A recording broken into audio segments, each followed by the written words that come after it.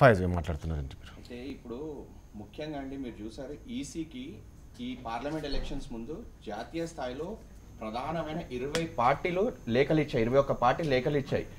EVM machines వద్దు, ballot paper మీద elections చేయండి అని ఇస్తే కనీసం అరోరా గారు కానివ్వండి, ఇక్కడ తెలంగాణలో కూడా వెళ్ళి ఇచ్చారు. ఈ మిషన్స్ వల్ల ఇబ్బందులు వస్తున్నాయి, మోహరిస్తున్నాయి, సమయానికి చాలా ప్రాబ్లమ్స్ ఉంటున్నాయి, technical problems, because it is a machine handled by human intelligence ఎక్కువ, మెషిన్ది తక్కువ అన్నట్టు కూడా ప్రూవ్ అయింది ఇది. సో దీనికి బ్యాలెట్ పేపర్ పెట్టమంటే ఎక్కడ కూడా ఒక్క నిమిషం అండి, ఒకసారి అనంతపురం సంబంధించి మా ప్రతినిధి ప్రవీణ్ అందిస్తారు. ప్రవీణ్, ప్రస్తుతం పరిస్థితి ఏంటి? అక్కడ పోలింగ్ జరుగుతుందా లేక ఇప్పుడే మనం చూసాం ఇంతకుముందే కొంత ఉద్రిక్త పరిస్థితులు నెలకొన్నాయి, అక్కడ కొంత పోలింగ్ ఆగిపోయిందని కూడా మీరు చెప్పారు. ప్రస్తుతం పరిస్థితి ఏంటి అక్కడ?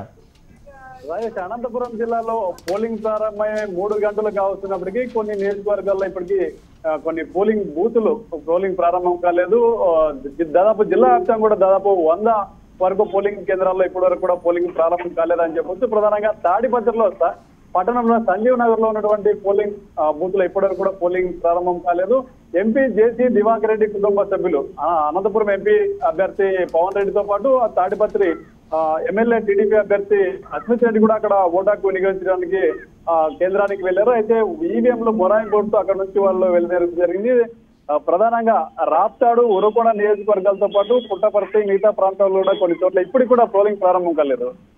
ప్రధానంగా రాప్తాడు నియోజకవర్గంలో ఏమంటున్నారు ప్రవీణ్, ఓటర్లు ఏమంటున్నారు? ప్రవీణ్, ఇప్పటి వరకు కూడా దాదాపు 3 గంటలు అవుతుంది, ఇంకా పోలింగ్ స్టార్ట్ కాలేదని మీరు చెప్తున్నారు. మరి ఇప్పటికే చాలా మంది అక్కడ ఓటర్లు చేరుకొని ఉంటారు ఓటు వేయడానికి. ఎందుకంటే ఇంత ఎండ ఉన్నప్పటికీ కూడా ఎవరు లెక్క చేయకుండా అక్కడికి వచ్చి ఉన్నారంటే, ఇప్పటి వరకు కూడా పోలింగ్ స్టార్ట్ కాలేదంటే ఓటర్లు ఏమంటున్నారు? అసలు ఎంత అసహనం వ్యక్తం చేయవచ్చు అక్కడ అధికారుల పైన? మీరు మాట్లాడారు వాళ్ళతో, ఓటర్లతోటి? ఉదయం నుంచి కూడా బారాలు తీరాయి. అయితే ఎంపీ దివాకర్ రెడ్డి ఆయన తనయుడు కొద్దిసేపమే మీడియాతో మాట్లాడడం జరిగింది. ఇది ఎన్నికల కమిషన్ కుట్రగా ఎంపీ జేసీ దివాకర్ రెడ్డి కానీ పవన్ రెడ్డి కానీ చెప్తున్నారు. ఈ విషయం పైన ఎన్నికల కమిషన్ తో పాటు కలెక్టర్, జిల్లా ఉన్నతాధికారులు కూడా ఫిర్యాదు చేశారు. ఈ టైం ను ఎక్స్టెండ్ చేయాలని చెప్పి కొంతమంది డిమాండ్ చేస్తున్నారు. అయితే వైఎస్ఆర్సీపీ వాళ్ళు ఇది వాయిదా వేలి ఎన్నిక రీపోలింగ్ జరిపించాలని కూడా కొంత డిమాండ్స్ వస్తున్నాయి. అయితే ప్రధానంగా రాప్తాడు కాన్స్టిట్యూన్సీలో ఉన్న తనపలో ఈవీఎం ని ధ్వంసం చేయడం జరిగింది. అదే కాన్స్టిట్యూన్సీలో ఆత్మకూరు మండలం సిద్ధరామపురంలో టీడీపీ వైఎస్ఆర్ వర్గీయుల మధ్య రాళ్ల దాడి జరిగింది. పరస్పరం ఒకరిపైన ఒకరు రాళ్లు రూపుకున్నారు. 5 మంది ఈ ఘటనలో తీవ్రంగా గాయపడ్డారు. కొంత పోలీసు జోక్యం సర్దుమంది. జిల్లా వ్యాప్తంగా కూడా పలు నియోజకవర్గాల్లో ఓటర్లంతా కూడా వెనక్కి తిరిగే పరిస్థితి ఉంది. దాదాపు చాలా నియోజకవర్గాల్లో ఓటర్లు భారత తిరిగినప్పటికీ పోలింగ్ ప్రారంభం కాలేదు, వెను తిరిగి వెళ్తున్నారు. ఓటర్లు ఈసీ తీరు పైన, జిల్లా యంత్రాంగం పైన. Thank you Praveen. మొత్తానికి మీరు చెప్తున్న సమాచారం ప్రకారం దాదాపు 3 గంటల ఉన్నా కూడా ఇప్పటికి ఇంకా కొన్ని ప్రాంతాల్లోని పోలింగ్ స్టార్ట్ కాలేదని చెప్పేసి మీరు చెప్తున్నారు. మరి ఒకసారి గుంటూరు వెళ్దాం. గుంటూరులో మన ప్రతినిధి నరసింహారావు ఉన్నారు. నరసింహారావుని అడిగి తెలుసుకుందాం. నరసింహారావు, చెప్పండి, అక్కడ పోలింగ్ జరుగుతుందా? అక్కడ పరిస్థితి ఏంటి? ఇప్పటికే కొన్ని ఈవీఎంలు మొరాయించాయని చెప్పేసి తెలిసింది, మరి అవన్నీ కూడా సరి చేశారా? గుంటూరు జిల్లా వ్యాప్తంగా కూడా ఈవీఎంలు మొరాయించినాయి. ఈవీఎంలు మొరాయింపు అనేది బాగా గొడవ జరుగుతుంది. ఈ నేపథ్యంలోనే దీనిపై ప్రధానంగా కూడా గొడవ అవుతున్నట్టు మనం చెప్పుకోవచ్చు. అయితే ముఖ్యంగా ఈవీఎంలో కీలకమైనటువంటి ఇబ్బందులు ఉన్నాయి. అంతేకాకుండా కూడా కొన్ని చోట్ల ఇప్పటికి కూడా ఇంకా ఈవీఎంలో పనిచేయకపోవడంతో తీవ్రంగా ఇబ్బందులు పడుతున్నారు. ఇప్పటికీ గంటల కొద్ది లైన్ లో బారులు నిలబడి ఉన్నారు ఓటర్లు వినియోగించుకోవడానికి. ఓటర్లు అయినా కూడా ఎక్కడైతే ఉందో చిలుకూరుపేట కానీ, పెదపరపాటు నియోజకవర్గం, అంతేకాకుండా కూడా వెనుకొండ నియోజకవర్గం, అంతేకాకుండా కూడా గుంటూరు ఈస్ట్, వెస్ట్ అన్ని నియోజకవర్గంలో దాదాపు ఈవీఎంలు తలకాయ నొప్పిగా మారాయి. ఈవీఎంలు మొరాయించడంతో కొన్ని చోట్ల పోలింగ్ కూడా కేంద్రాలు కొంత పోలింగ్ ఆగిపోయినట్టు మనం చెప్పుకోవచ్చు. ఇక ముఖ్యంగా చూస్తే పల్నాడు ప్రాంతం, నర్సాపేట, వినుకొండ ప్రాంతాల్లో మాచర్ల కానీ, గురజాల నియోజకవర్గం. నరసింహారావు, మరొక విషయం చెప్పండి. నరసింహారావు గారు, ఒక విషయం చెప్పండి. ఇప్పుడు ఇప్పటికే మీరు ఈవీఎంలు మొరాయించాయి అని చెప్పేసి చెప్తున్నారు. దీనికి సంబంధించి అక్కడ రాజకీయ నాయకులు కావచ్చు, ఓటర్లు కావచ్చు, ఏదైనా సమయం పొడిగించాలి అని చెప్పేసి ఏమైనా కోరే అవకాశం కనబడుతుందా? అధికారులు ఏమైనా కోరారా? అలాంటి విషయం మీ దగ్గరకు వచ్చిందా?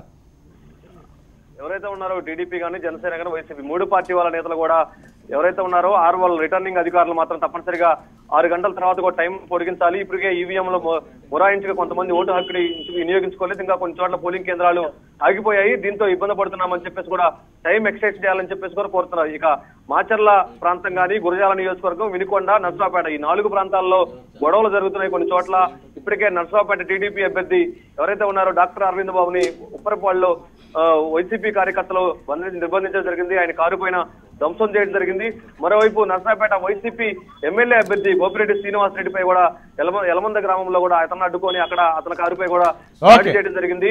ఇక గురజాల నియోజకవర్గం దాచేపల్లి మండలం శ్రీనివాసరాపురంలో వచ్చి ఏజెంట్లు కానీ లోపల పోలింగ్ బూతుల్లోనే కుర్చీలతో కొట్లాడుకోవడం, ఈవీఎం పగలగొట్టడం కూడా జరిగింది. మొత్తంగా మనం చూస్తే మాత్రం గుంటూరు జిల్లా పల్నాడు సమస్యాత్మకంగా మారింది. కొన్ని చోట్ల ఘర్షణల వాతావరణం నెలకొన్నట్టు మనం చెప్తాం.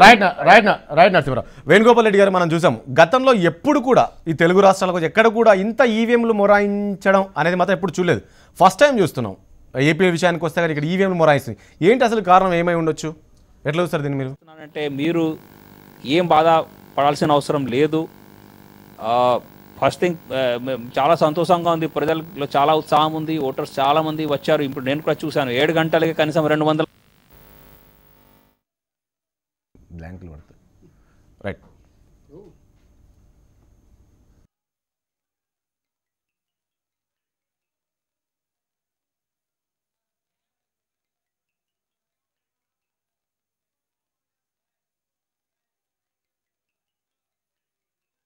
రాష్ట్రంలో సమతుల్యత ఉండాలి. వీటన్నిటిని ముందుకు ప్రశాంతంగా ఓటింగ్ జరగాలి.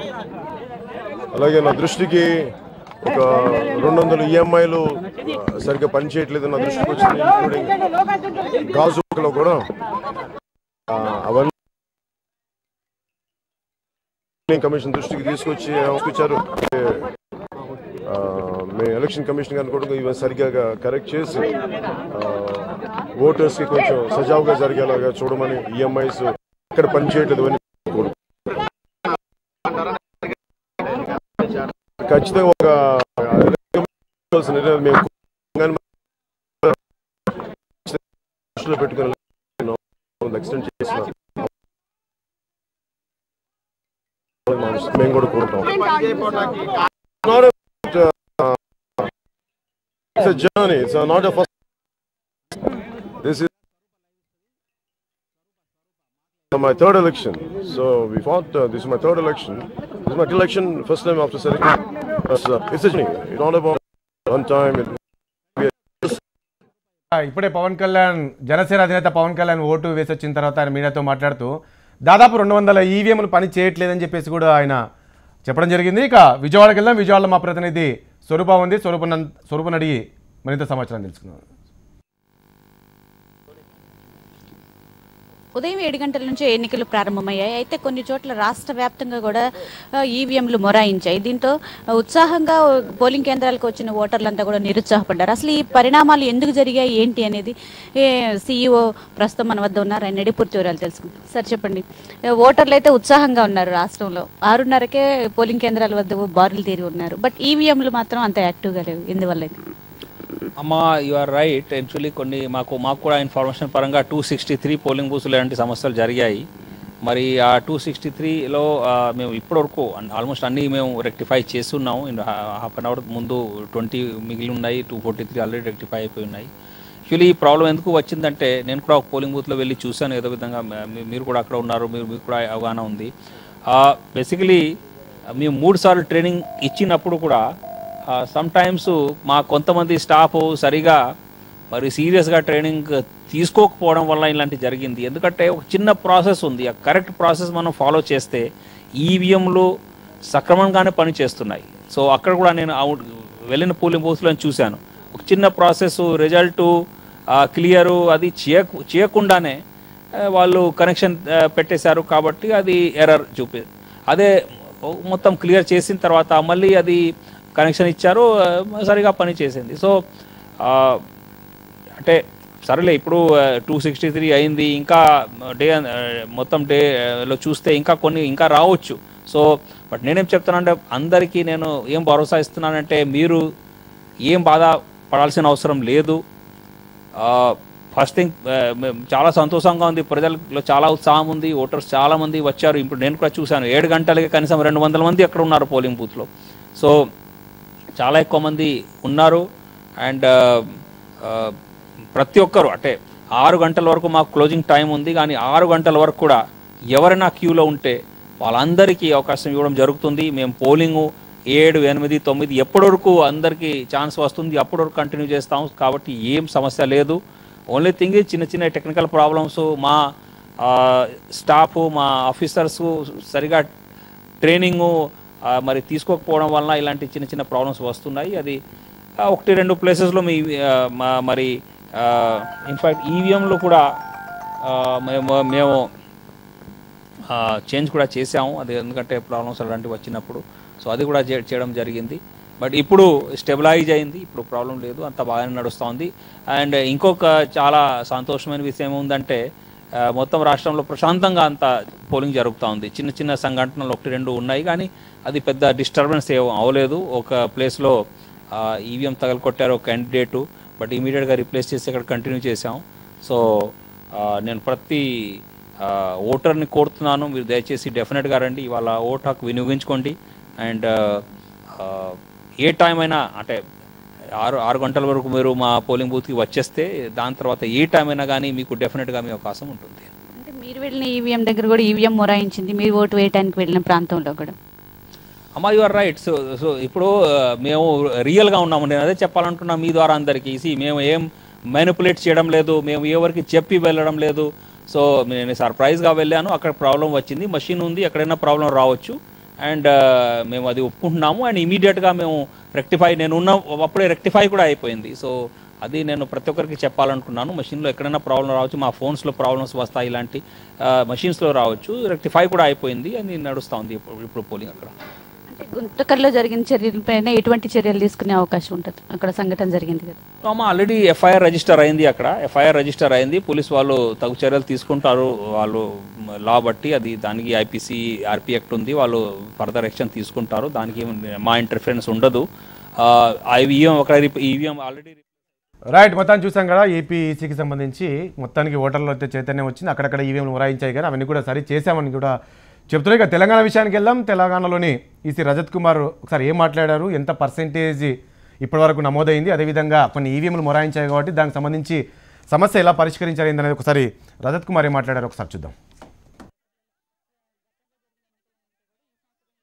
మాక్ పోలింగ్ టైంకి కంప్లీట్ అయిపోయింది. 8:15 వరకు 16 కాన్స్టిట్యువెన్సీస్ నుండి వచ్చింది. తర్వాత 9 గంటలకి మాకు నిజామాబాద్ ఆర్ఓ గారు కూడా రిపోర్ట్ ఇచ్చారు. అన్ని చోట కొన్ని చోట రిప్లేస్మెంట్ అవన్నీ జరిగింది, కానీ మాక్ పోల్ కూడా అన్ని చోట కంప్లీట్ అయిపోయింది. ప్రస్తుతం 9 o'clock రిపోర్ట్ ప్రకారం తెలంగాణ రాష్ట్రంలో 10.6% ఓటింగ్ పర్సెంటేజ్ ఉంది.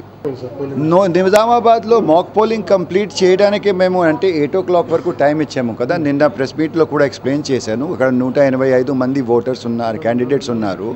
అక్కడ మాక్ పోలింగ్ చేయడానికి కొంచెం ఎక్కువ టైం పడుతుంది, అందుకని 1 hour ఎక్స్ట్రా ఇచ్చాము. మిగతా చోట 8:15 మేము మాక్ పోల్ కంప్లీషన్ రిపోర్ట్ అంటే 7:15కి తీసుకున్నాము, ఇక్కడ అయితే 8:15కి తీసుకున్నాము. 8:15 రిపోర్ట్ ప్రకారం 2-3 ప్లేసెస్లో రిప్లేస్మెంట్ వల్ల కొద్దిగా డిలే జరిగింది, మిగతా చోట పోలింగ్ స్టార్ట్ అయింది, రిపోర్ట్ వచ్చింది, మాక్ పోల్ అన్నీ కంప్లీట్ అయిపోయింది. 3 పోలింగ్ స్టేషన్స్లో ప్రాబ్లం వచ్చింది, అది కూడా 9 o'clock వరకు కంప్లీట్ చేసి మొదలుపెట్టారు. నిజామాబాద్లో ప్రత్యేకంగా ఇప్పుడు అయితే 3.6% పోలింగ్ పర్సెంటేజ్ ఉంది. కొంత ఈవీఎంలు మొరాయించినా కూడా సరి చేశామని చెప్పేసి రజత్ కుమార్ చెప్తున్నారు. ఎస్, ఏం చెప్తారు వేణుగోపాల్ రెడ్డి గారు చెప్తూ ఉన్నారు. అప్పటి నుంచి మనం చూసాం అంటే ఎందుకు ప్రాబ్లం వచ్చింది, గతంలో ఎప్పుడు కూడా రాలేదు ఈవీఎంలు మొరాయింపుకు సంబంధించి, కానీ ఈసారి ఈ ప్రాబ్లం రావడం కారణం ఏంటి అనే దానిపైన మనం మాట్లాడుతాం. ఇప్పుడు మనం ఇందాక కూడా చెప్తున్నాం, మనం ద్వివేది గారు చెప్పే కంటే ముందు కూడా ఎన్నికల సిబ్బంది వేరు, ఎన్నికల సిబ్బందితో పాటుగా టెక్నికల్ ఎక్స్పర్ట్స్గా ఉన్నటువంటి వాళ్ళు ఆ పోలింగ్ బూత్లో అసిస్ట్ చేయడానికి ఉండేటటువంటి వాళ్ళు వేరు అనేది మనం చూడాలి. సాంకేతికపరమైనటువంటి సమస్యలు వచ్చినప్పుడు ఆపరేట్ చేయడానికి కానీ వాటిని రీసెట్ చేయడానికి కానీ ఎన్నికల విధుల్లో ఉన్నటువంటి ఈ టీచర్స్ కానీ ఎన్నికల విధులు నిర్వర్తించే ఇతర ఉద్యోగులకు కానీ సాంకేతికపరమైనటువంటి నాలెడ్జ్ అంతగా ఉండదని మనం ముందు నుంచి చెప్తూనే వస్తున్నాం. వాటి పట్ల ద్వివేది గారు ఇప్పుడు ఏంటంటే అతను నిజాయితీగా ఒప్పుకున్నది, మా స్టాఫ్ మా సిబ్బంది సరైన శిక్షణ తీసుకోలేదు అంటే మీరు శిక్షణ ఇవ్వడంలో ఫెయిల్యూర్ అయినట్టు మీకు మీరే ఒప్పుకుంటున్నారు. ఒకసారి పోలింగ్ బూత్కి వచ్చినటువంటి ఓటర్కు ఓటు వేసేటటువంటి క్రమంలో ఒక అపనమ్మకం వస్తే మళ్ళీ అతను పోలింగ్ బూత్ దగ్గర రావడానికి చాలా ఇబ్బంది పడేటటువంటి పరిస్థితి వస్తుంది. అంటే పోలింగ్ బూత్ దగ్గరికి ఓటర్లు రాలేదనేది ఒకవైపు అయితే, వచ్చినటువంటి వాళ్ళు సకాలంలో సజావుగా వాళ్ళు హ్యాపీగా ఓటేసేటటువంటి పరిస్థితి లేకపోవడం వల్ల జరిగేటటువంటి నష్టం ఇంకొక రకంగా ఉంటుంది. కాబట్టి ఇంకొకటి మనం చూడబోతున్నాం రాజేష్ గారు, ఈ తెలుగు రాష్ట్రం ఉమ్మడిగా ఉన్నప్పుడు కానీ విడిపోయిన తర్వాత కానీ మొట్టమొదటిసారిగా మనం చూడబోతున్నాం ఈరోజు సాయంత్రానికి ఈ 2 రాష్ట్రాల ఎన్నికల కమిషన్లు చెప్పబోయేది ఏంటంటే ఎక్కువలో ఎక్కువ ఇప్పటి వరకు జరగనంత రీపోలింగ్ జరిగేటటువంటి అవకాశం ఉంది. అవునా? ఖచ్చితంగా ఇప్పుడు మనకు అక్కడ జరుగుతున్నటువంటి పరిణామాలు చూస్తా కొన్ని ఉన్నాము. ప్రాంతాల్లో కొన్ని ఈవీఎం ధ్వంసం చేశారు, ఒక దగ్గర ఈవీఎం ధ్వంసం చేశారు. పాల్గొనే పరిస్థితి వచ్చిన తర్వాత ఓటర్లు బెంబేలెత్తిపోతారు. ఎందుకంటే అక్కడ ఏదో జరుగుతుందట, వాళ్ళు కొట్టుకుంటున్నారట అన్నప్పుడు ఇంట్లో నుంచి గృహిణులు కానీ, మహిళలు కానీ, వృద్ధులు కానీ వాళ్ళు వచ్చి ఓటేయాలంటే ఇబ్బందికర పరిస్థితి. కానీ తెలంగాణలో ఎక్కడ కూడా అలాంటి పరిస్థితి లేదు, కేవలం ఏపీలో మాత్రం అలాంటి పరిస్థితి కనబడుతుంది. అంటే ఇక్కడ ఒక అంశాన్ని ఏం చెప్తారు ఒకసారి సంపత్ గారు మాట్లాడిద్దాం. సంపత్ మాట్లాడింది, సంపత్ గారిని టీఆర్ఎస్ ఏం చెప్తారు? వాళ్ళ లా అండ్ ఆర్డర్ చెప్తారు. పర్లేదు, ఏం చాలా చెప్పండి, ఏం చెప్తారు? ఇక్కడ ఉన్న అధికారులు పూర్తిగా ఎక్కడ కూడా ఇబ్బందులు లేకుండా ఒక నిజామాబాద్లో ఎంపీ కవిత గారు మాట్లాడినారు. తను 40 నిమిషాలు వెయిట్ చేయాల్సి వచ్చింది తప్ప, అక్కడ తప్ప మిగతా అంతటా ప్రశాంతంగా జరుగుతుంది. ఇక్కడ ఏదైతే కూడా అక్కడ ఆంధ్రాలో అవగాహన లేక అధికారులకు ఇప్పుడు తను మాట్లాడిండు, ఈసీ గారు మాట్లాడినరు. అక్కడ అధికారులు ఏదైతే టీచర్స్ ఉండి ఎంప్లాయీస్ పూర్తి స్థాయిలో వాటి ఈవీఎంల మీద అవగాహన లేక వాళ్ళు అక్కడ ఫెయిల్యూర్ అయింది. ఇక్కడ మాత్రం పూర్తిగా అవగాహన ఉన్నది, ఇక్కడ అధికారులకు అవగాహన ఉంది కాబట్టి ఇక్కడ ఇప్పుడు మొన్న జరిగిన కొన్ని లోపాలు ఈసారి మళ్ళీ జరగకుండా చూసుకుంటూ ఇప్పుడు వృద్ధులు ఎక్కడ ఇప్పుడు ఎండలు బాగా ఉన్నాయి, వృద్ధులు అయితేనేమి, చిన్నపిల్లలు వేసుకొని మహిళలు అయితేనేమి ఇక్కడ వసతులు కూడా ఇక్కడ ఏర్పాటు చేయాల్సిన అవసరం ఉన్నది. వీలైతే ఎక్కడెక్కడైతే ప్రాబ్లం ఉన్నదో ఆ ప్రాబ్లం ఉన్న కాడ టైం కూడా పెంచాల్సిన అవసరం కూడా ఉన్నది. ఎందుకంటే వాళ్ళు 10 అయినా కొన్ని చోట్ల 10 అయినా కూడా ఇక్కడ పోలింగ్ స్టార్ట్ కాలేదు. అట్లాంటి కాడ మనం దాన్ని సమయం పెంచాల్సిన అవసరం ఉన్నది. అట్లయితే పూర్తిగా ఇక్కడ ఆంధ్రాలో కానీ తెలంగాణలో ఓట్లు ప్రశాంతంగా ప్రజలైతే చైతన్యం వచ్చి ఓట్లు బాగా వేయాలి, నచ్చిన నాయకుడిని ఎన్నుకోవాలని చెప్పి వాళ్ళు వచ్చితే వాళ్ళకి ఇక్కడ ఉన్న ఇబ్బందులు చూసి కొంచెం బాధాకరంగా ఉన్నది. మొత్తానికి 2 రాష్ట్రాల్లో చూస్తే మాత్రం ప్రస్తుతం పోలింగ్ అయితే ప్రశాంతంగా జరుగుతున్నప్పటికీ అక్కడక్కడ కొంత ఉద్రిక్త పరిస్థితులు నెలకొన్నాయి. అయితే ఓటర్లు బారులు తీరినా అక్కడ ఈవీఎంలు మొరాయించాయని చెప్తున్నారు. అయితే సమయం పొడిగించాలి అని ఒక డిమాండ్ అయితే కొనసాగుతుంది. ఒక బ్రేక్ తీసుకుందాం. బ్రేక్ తర్వాత ఇదే అంశానికి సంబంధించి మొత్తానికి పోలింగ్ సర్వేకి సంబంధించి మా కొలీగ్ ప్రతిభ అందిస్తుంది. ఒక బ్రేక్ తీసుకుందాం.